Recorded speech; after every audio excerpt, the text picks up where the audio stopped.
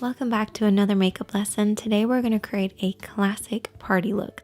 This is for so many different occasions and it's really easy to create as well.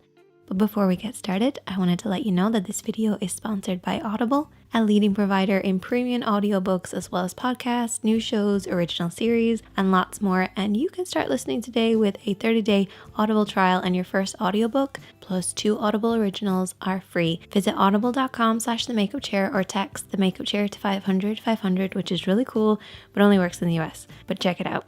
I am currently listening to my girl Melanie Murphy's book, Fully Functioning Human Almost. I adore her as a person and she's a fellow Irish YouTuber, so I highly recommend listening to Melanie narrate her own book. It's brilliant, it's witty, it's full of honesty and just general loveliness that is Melanie Murphy. I'm new to Audible myself. I just started listening in the car, but I find when I listen when I'm doing my makeup, it really relaxes me, but it also inspires me at the same time. So give it a try. I have the link in the description box. Go to audible.com/themakeupchair or text the makeup chair to 500. Now with that said, and my audiobook playing in the background, let's get started. So as with every look that we create, we always want to start off with a clean base, and to do that you want to use a primer. So you can either mix your primer with your concealer or you can use a tinted primer. This one by Urban Decay, it's a classic. It's one of my absolute favorites. It's my kind of go-to. Basically all you want to do is just apply this all over the lid. It will create a blank canvas for us to work on, disguise any discoloration, while also helping our eyeshadows last longer because it gives them something to hold on to, which is a really important part. Now let's recap on parts of the eye because I always get asked about this. So I like to split the eye into 3 sections. The lid, the crease area, this is where the lid creases into the eye shape, and then the brow bone, which is technically not the brow bone, it's just underneath the brows. I then like to split the lid into 3 sections as well. So we have an inner, a middle, and an outer. And then you have your 3 liner areas. So we have your waterline, which is the lower part that you can see. We have the tight line or the upper waterline, which is underneath. And then we also have your lash line, which is that line across right by your lashes. And these are the kind of main areas that you apply liner. To create any eye makeup look, I usually use about 4 different eyeshadows. A highlight, a contour, and a mid-tone. Your mid-tone is basically in between your light and your dark. And then I also have a fade shade. The fade shade is that bright orange. Don't get scared, it's okay, we're only going to apply a very small amount of it, but it does make a big difference, and I'll explain why in a bit. I've also added in 2 other things, a metallic eyeshadow and a glitter.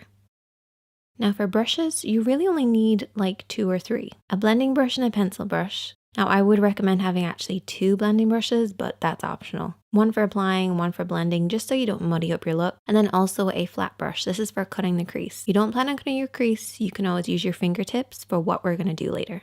So there's all your tools. Now let's start applying. So we're gonna start off with our mid-tone and we're gonna use our blending brush. You always wanna make sure you're using your blending brush for your mid-tone to create that really soft effect. Now a lot of people refer to this as a transition shade. Totally fine. I call it mid-tone because it's a middle tone, but it's totally up to you. You're going to blend this over and back and slowly build this up because your lid's going to be a little tacky. If you go in with too much eyeshadow to begin with, it's just going to grab hold of certain areas and not blend. You also want to hold your brush in the center of the handle and keep it at about eye level, so a little higher than normal, and sweep this over and back in the crease. Don't worry if you get a little bit of this on the lid because we will be cutting the crease. In fact, I actually kind of want you to get it onto the lid. And I also want you to get it on the outer third of the lid especially. This is going to work as a base for our contour. Once you slowly build this up, you should get a look that looks like this. Don't worry if it looks kind of muddy on the lid, that's totally fine. Just make sure that blend upwards towards the brow bone is nice and smooth. Your contour is next, and this should be at least 1 shade darker than your skin tone. You're going to apply this with the smaller of the brushes that we've been using, and I want you to tap this. So literally hold the brush right in the center to get maximum control and just tap this on that outer edge. So the outer third of the lid. Then what I want you to do is to create a cut crease line. So I want you to raise your eyebrow and I want you to look down in a mirror and tap this along the edge where we're going to cut the crease. So don't blend this up too far because we don't want to get this contour into the crease area. We want to keep it nice and low. Your mid-tone is always higher.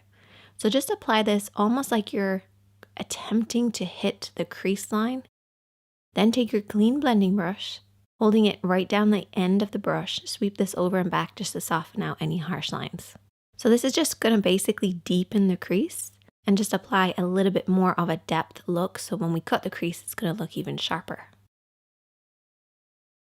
Okay, now we're going to cut the crease. So you're going to take your concealer brush with a little bit of concealer on it, and I want you to really squash this down so it's nice and flat. I want it to look flat the whole time you're applying it as well. If it starts to kind of move and kind of spread out as you're applying it, squash it back down again. And you can do this between your fingertips or onto a palette or the back of your hand. I also like to keep my mirror handy just so that I can really concentrate on what I'm doing. So just follow the natural shape or create the illusion of a shape of a lid. And you can rest your pinky on your cheek for support. And what I do is I barely touch the skin as I go around the edges and then pull it downwards across the lid.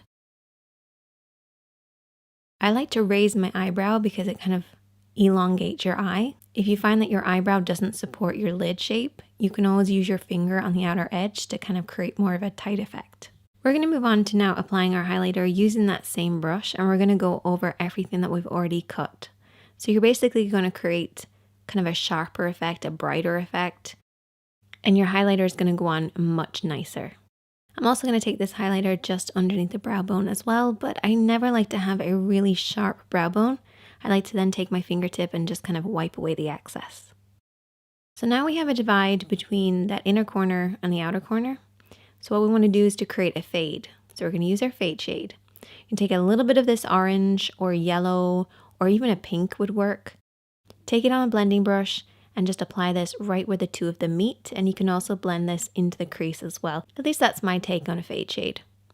I don't think anybody else knows what it is, except for me and you guys. But it's awesome. So here's a look that you can basically complete at this stage, but let's just add to it to give it more of like a fun party look. We're going to apply that beautiful shimmering coppery shade with a damp brush. Going to intensify it a little bit more. We're going to apply it over everything that we've already applied, starting in the middle of the lid and then blending outwards and inwards. And basically this is going to go over everything that we've applied and create slightly different tones. We can also apply the glitter with that same brush just to add a little bit of fun. Next, I'm going to go in with liner. Don't panic. All we're going to do is just run along the lash line. Nothing fancy, nothing crazy. No wing. And if you haven't seen it already, I did an in-depth video on how to apply basic liner. I'm also going to apply lots and lots of mascara. Don't skip this step, it's really important. And if you're not a big fan of applying falsies, which I will be applying, you can always just layer lots of layers of mascara. Kind of does the same thing. And I also like to curl my lashes after everything dries out. It kind of creates the illusion that you're wearing falsies, but I will be applying them. Now that the falsies are on, we are ready to move on to the next step. So for the next step, I'm going to take an angled brush and a little bit of black eyeshadow and push this right underneath those lashes. And I've already applied lower lash mascara already, so we're basically just creating the illusion of a deeper effect. We're then going to take a little bit of that brown and just run this along the edge as well.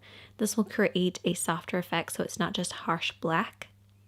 And I also then take my pinky and I just kind of rub everything in. This just softens out any harsh lines. And you can also take that fade shade if you wanted and worked around the edge too.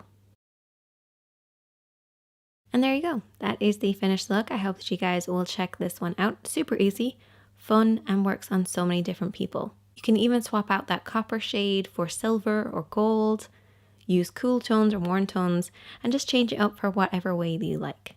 Hope that you guys enjoyed this one, and I will see you in the next one.